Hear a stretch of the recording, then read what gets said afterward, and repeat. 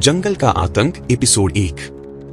अंधेरे जंगल की ऊंची कोटरों को चीरती हुई सूरज की पहली किरणें राजवीर के लकड़ी के झोंपड़े पर पड़ी। नींद से जागते हुए उसने खिड़की से बाहर देखा। जंगल की हवा में नमी थी और दूर कहीं चिड़ियों की चींची गूंज रही थी। राजवीर अपनी पत्नी सुनीता और बेटे मोहन के साथ इसी जंगल के बीचों बीच पिछले 5 सालों से रह रहा था। लकड़ी काटने का काम करके वो अपना गुजारा चलाता था। सुबह का नाश्ता करते वक्त राजवीर ने सुनीता को बताया कि जंगल के दक्षिण में उसे कुछ अजीब पदचिन्ह मिले हैं।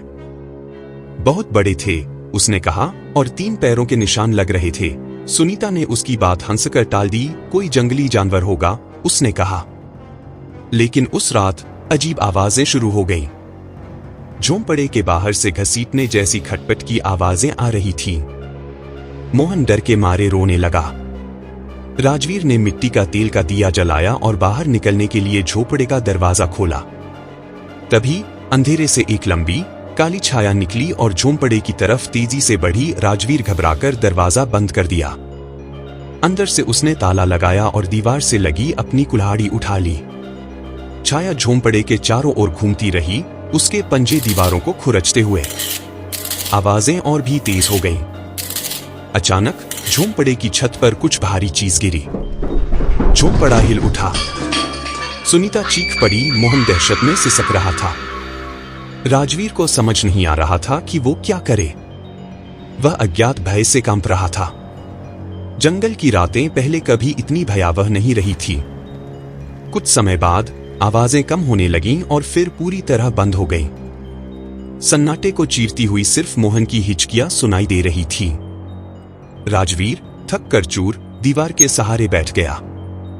सुबह का इंतजार करने के अलावा उनके पास कोई चारा नहीं था। सूरज की रोशनी फिर से झोंपड़े के अंदर झांकने लगी। थकावट और डर से राजवीर की आंखें सूजी हुई थीं। सुनीता उसे जगाने की कोशिश कर रही थी। राजवीर, उठो, सुबह हो गई है। राजवीर ने उठकर देखा कि झोंपड़े के आसपास सब कुछ ठीक था। पेड़ पौधे वैसे ही खड़े थे, जंगल हमेशा की तरह शांत था।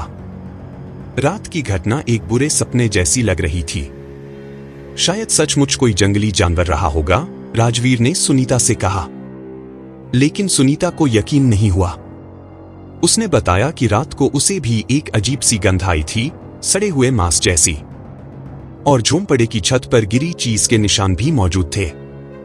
ये निशान किसी जानवर के पंजों से नहीं, बल्कि किसी लंबे नुकीले नाखूनों से बने हुए थे। राजवीर को सुनीता की बातों से एक सिहरन सी दौड़ गई। उसने झोंपड़े के बाहर जाकर निशानों को करीब से देखा। सुनीता सही कह रही थी। ये निशान किसी भी जंगली जानवर से मेल नहीं खाते थे। उस दिन जंगल से लकड़ी काट कर लाते समय राजवीर ज्यादा दूर नहीं गया। जंगल की गहराई में जाने का उसे साहस नहीं हो रहा था। शाम होते ही फिर वही आवाजें शुरू हो गईं। इस बार वो पहले से भी ज्यादा भयानक थी। छाया फिर से झोंपड़े के चारों ओर घूमने लगी। इस बार वो ज्यादा जोर लगा रही थी, जैसे झोंपड़े को तोड़ने की कोशिश कर रही हो। राजवीर ने सुनीता को मोहन को पकड़कर मिट्टी के तेल के पीपे के पीछे छिपने के लिए कहा। खुद कुल्हाड़ी लेकर दरवाजे के पास खड़ा हो गया। आवाजें तेज होती जा रही थीं। अचानक झोंपड़े की दीवार टूट गई और एक विशालकाय काला जीव झोंपड़े के अंदर कूद पड़ा। दहशत के मारे राजवीर की चीख निकल गई। जीव अंधेरे में छिप गया, केवल उसकी लाल आंखें चमक रही थी। सुनीता और मोहन मिट्टी के तेल के पीपे से बाहर निकले, डर से कांपते हुए। राजवीर ने उन्हें झोंपड़े के कोने में खदेड़ दिया और खुद जीव पर कुल्हाड़ी तानकर खड़ा हो गया।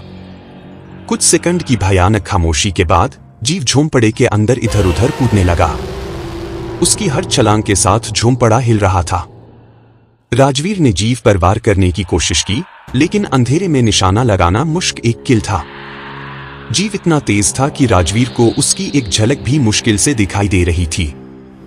अचानक जीव सुनीता और मोहन की तरफ लपका। राजवीर चीखते हुए जीव के बीच में कूद पड़ा। कुल्हाड़ी हवा में घूमकर जीव के कंधे पर जा गिरी। एक भयानक चीख गूंजी।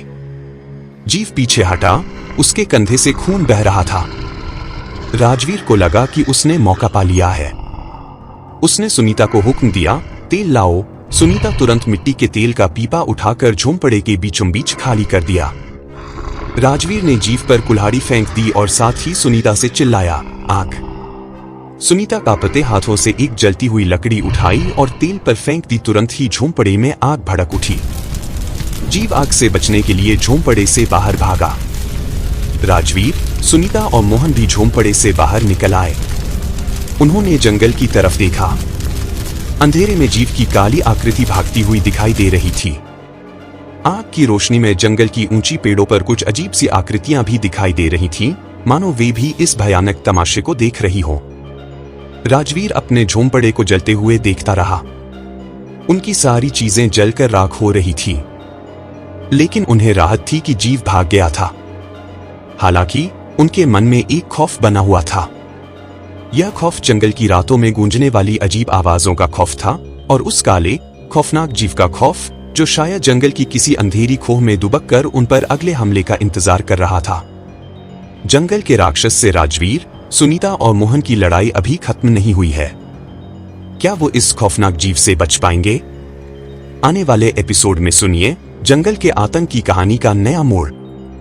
अगर आप ऐसी ही दिल दहला देने वाली कहानियां सुनना चाहते हैं तो हमारा चैनल द इरप्शन सब्सक्राइब जरूर करें।